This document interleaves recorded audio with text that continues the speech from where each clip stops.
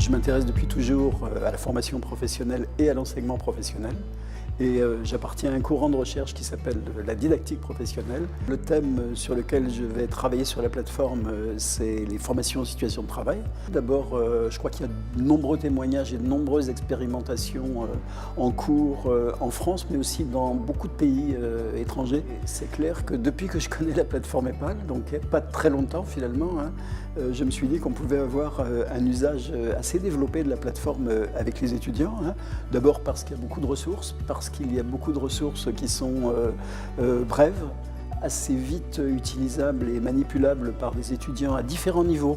Je dirais à la fois pour des débutants et pour des gens qui vont chercher des choses un petit peu plus costauds, un petit peu plus confirmées.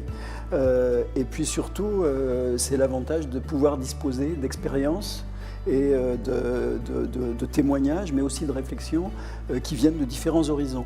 À la fois les horizons des pays étrangers, mais aussi les horizons d'acteurs différents. Aujourd'hui, je suis à la rencontre thématique EPAL 4 sur le numérique. Et ce que j'ai trouvé intéressant, notamment en rencontrant les autres experts, mais aussi en écoutant les témoignages des nombreux acteurs, c'est à quel point on peut intégrer la question du numérique à la question des apprentissages en situation de travail de deux manières. D'abord, du point de vue des apprentissages du numérique lui-même, qui est omniprésent dans les milieux professionnels, et l'enjeu de l'apprentissage du numérique dans tous les métiers probablement.